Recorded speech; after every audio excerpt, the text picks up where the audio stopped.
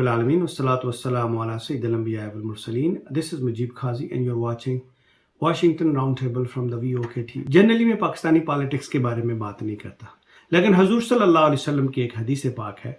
आका इस्लाम ने इरशाद फरमाया कि अगर आप बुराई देखें तो उसे हाथ से रोकें, हाथ से नहीं रोक सकते तो ज़बान से, और अगर ज़बान से भी नहीं रोक सकते तो आप उसको दिल में बुरा माने, और ये सबसे lowest level of your faith है।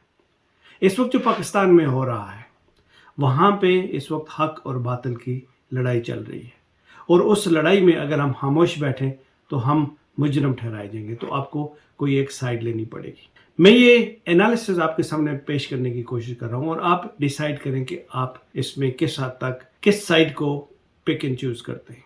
फॉर द लास्ट 73 ईयर्स हमें जो एजुकेशन सिस्टम मिला वो था corrupted, divided into 3 sections, English, Urdu और मदरसा सिस्टम। बाय डिजाइन कौम को डिवाइडेड रखा गया, कोई एक दूसरे के साथ जो क्लास क्लैश था उसको प्रमोट किया गया, कभी भी कौम को कौम नहीं बनने दिया गया। हमारी पुलिस सबसे ज्यादा उसके साथ तावन करती है जो ज्यादा ताकतवर है। हमारा जुडिशरी सिस्टम सिर्फ और सिर्फ चंद लोगों को प्रोटेक्शन देने के लिए है। अगर आप इंटरनेशनल रैंकिंग देखें तो सबसे बॉटम में से दूसरे या तीसरे नंबर पे आता है। सो बेसिकली अवाम को ये उम्मीद ही नहीं है कि उनको इंसाफ मिलेगा, उनको हक पे उनके हक में फैसला होगा।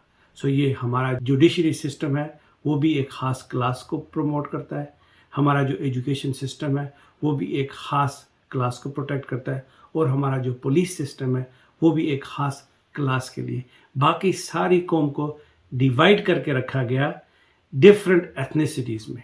आप पाकिस्तान में लोग बहुत कम होंगे जो आपको कहेंगे हम पाकिस्तानी हैं, वो कहेंगे हम सिंधी हैं, हम बलोची हैं, हम पंजाबी हैं, हम हज़ारेवाल हैं, हम कश्मीरी हैं, हम ये हैं, हम वो हैं, लेकिन आपको एक यूनाइटेड वॉइस कहीं नहीं नज़र आएगी। उसकी क्या वजह है? उसकी वजह सिर्फ ये है कि ये बाय डिज़ाइन इस तरीके से रखा गया है कि आप पॉलिटिकली ये इस तरह के कार्ड इस्तेमाल कर सकें ताकि आप उन्हीं चंद ख़ानदानों को जो पाकिस्तान में फॉर द लास्ट 73 ईयर्स से रूल करते आ रहे हैं और अपने पर्सनल बेनिफिट गेन करते आ रहे हैं, और उन्हीं के लिए ये एक सिस्टम ऐसा है जो उनको सूट करता है, आम पब्लिक को सूट नहीं करता। जब इमरान खान ने हुकूमत संभाली तो इमरान खान की हुकूमत संभालने के बाद सबसे बड़ा फ़ायदा जो देखने में आया वो ये आया कि एजुकेशन सिस्टम को उन्होंने यूनिफाइड करने की कोशिश की कि एक सिस्टम हो जो सबके लिए हो। पूरी जो एक हमारा अवाम का रेवड़ था उस रेवड़ को ये पहचान दी कि आप अवाम नहीं है, आप एक कौम है, और एक कौम के तौर पे आपको राइज करना है। शऊर दिया। अब इस शऊर की बदौलत आप देखें कि मुल्क के अंदर तरक्की की जो राहें वो बढ़ती जा रही हैं।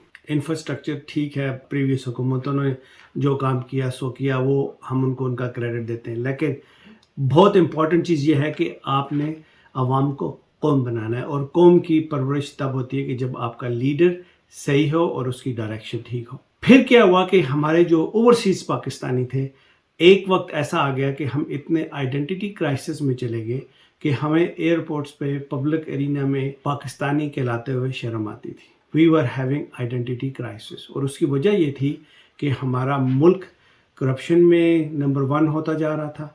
हमारे लीडर्स पूरी दुनिया में करप्शन में टॉप पे थे।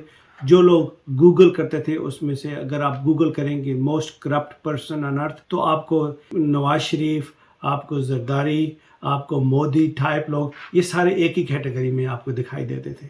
और पाकिस्तान में सबसे बड़ा अलमिया ये हुआ कि अनफॉर्चुनेटली इस्लाम को टेररिज्म के साथ जोड़ दिया गया, और जब ये इस्लाम को टेररिज्म के साथ जोड़ दिया गया और Pakistan being the front line in war against terrorism, पाकिस्तानियों के लिए बड़ा मुश्किल हो गया कि वो अपने आप को आइडेंटिफाई किस तरीके से करें कि they are peace loving, honest, hard working people. लेकिन हमारा इसलिए कोई पुरसान हाल नहीं था कि हमारे लीडर्स हमारे लिए इस कैपेसिटी में ही नहीं थे कि वो दुनिया में आंखों में आंखें डाल के बात कर सकें। सो जब इमरान खान की हुकूमत आई तो इमरान खान ने दुनिया को एजुकेट करने की कोशिश की कि Islamophobia is a real problem. रसूलुल्लाह सल्लल्लाहु अलैहि वसल्लम से मोहब्बत और रसूलुल्लाह सल्लल्लाहु अलैहि वसल्लम की शान के ख़िलाफ़ बातें करना मुसलमानों की दिल आज़ारी के साथ साथ मुसलमानों के फेथ का मसला है, मुसलमानों के बिलीफ का मसला है। یہ حضور صلی اللہ علیہ وسلم سے محبت مسلمان اپنی جان سے بڑھ کر کرتے ہیں، اور رسول اللہ صلی اللہ علیہ وسلم کی شان میں کسی قسم کی گستاخی یا حضور صلی اللہ علیہ وسلم کے خاکے بنانا یا اسکیچز بنانا یہ ہمارے دین کا حصہ نہیں ہے۔ لیکن ہم لوگوں نے نہ علماء آگے بڑھے، نہ سیاسی لیڈر آگے بڑھے، نہ دنیا میں جتنے بھی پرومیننٹ لیڈرز تھے انہوں نے آ کے بات کی۔ اس کا نقصان کیا ہوا کہ اسلام آئے دن every passing day Islam was being associated with terrorism. یہ وہ واحد شخص تھا جس نے آ کے پوری دنیا کو ایجوکیٹ کرنے کی کوشش کی کہ اسلام کو ٹیررزم کے ساتھ ایسوسیٹ نہ کیا جائے۔ انہی کاوشوں کا نتیجہ ہے کہ لاسٹ ویک یو این او نے ریزولوشن پاس کی ہے، یونانیمس ریزولوشن اگینسٹ اسلاموفوبیا۔ سو یہ وہ ویژن ہے جو ایک لیڈر نے آ کے پاکستان کو ہی نہیں پوری دنیا کو اویئرنیس دی، اور اس کی وجہ سے باقی مسلم ممالک کے لوگوں کا بھی کانفیڈنس لیول اوپر بڑھا۔ جب آپ دنیا میں بات کرتے ہیں چند ایک اسلامی لیڈرز کی تو آپ کے دماغ میں چند گنے چنے نام آتے ہیں، Turkish president Erdogan, Mahathir Mohamad اور پھر عمران خان۔ اگر آج عمران خان کو ڈی سیٹ کر دیا جاتا ہے تو میرا یہ ایمان ہے کہ پاور تو آنی جانی چیز ہے، پاور آتی ہے چلی جاتی ہے، دیٹس ناٹ این ایشو، لیکن یہ پاکستان کے لیے بہت گمبھیر قسم کی سازش ہو رہی ہے، اور اس سازش کے پیچھے اسلام کو یوز کیا جا رہا ہے، اس سازش کے پیچھے ان لوگوں کو یوز کیا جاتا ہے جن لوگوں کی ابھی چند ہی دنوں میں اگر ہماری کورٹس صحیح ڈیسائیڈ کریں تو یا تو ان کی گرفتاری ہونی ہے یا ان کو جیلوں میں جانا پڑے گا، ان پہ فرد جرم عائد ہونا ہے۔ اب یہ ان مجرموں کو بچانے کی خاطر پوری پارلیمنٹ کو سبوتاژ کیا جا رہا ہے، ایک بکرا منڈی کی سی سچویشن بنائی جا رہی ہے جس میں پبلکلی آ کے وہ لوگ شرمندہ بھی نہیں ہوتے، وہ لوگ زرداری ان کمپنی سے پیسے لے کے اپنے آپ کو یہ ثابت کرنے کی کوشش کریں کہ ان کا ضمیر جاگ گیا ہے، حالانکہ یہ کون سا ضمیر ہے کہ جو آپ کو پیسے دیکھتے ہی آپ کا ضمیر جاگ جاتا ہے، اور جب آپ کو کہیں سے فون کال آ جائے یا آپ کا سافٹ ویئر اپ گریڈ ہو جائے تو آپ کا ضمیر واپس ہو جاتا ہے۔ سو یہ وہ چیزیں ہیں جو قوم کو، عوام کو دیکھنی ہوں گی، اور اس دیکھنے کے بعد اب چند ایک باتیں میں فارن پالیسی پہ بھی کرتا چلوں کہ آپ دیکھیے اس وقت پاکستان میں OIC کا اجلاس ہونے والا ہے۔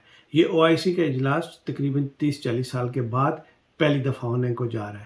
یہ فارن پالیسی کی اتنی بڑی اکمپلشمنٹ ہے جس کو یہ جو پاکستان کے اندر رہتے ہوئے وہ لوگ جو یہ نہیں سوچ رہے کہ اس میں پاکستان کی عزت ہو رہی ہے، چونکہ کریڈٹ کسی اور پارٹی کو جا رہا ہے، کسی اور لیڈر کو جا رہا ہے، اس کو سبوتاژ کرنے کے لیے I was very unhappy to see a statement from Bilawal Zardari کہ میں دیکھتا ہوں کہ آپ OIC کا اجلاس کیسے کرواتے ہیں۔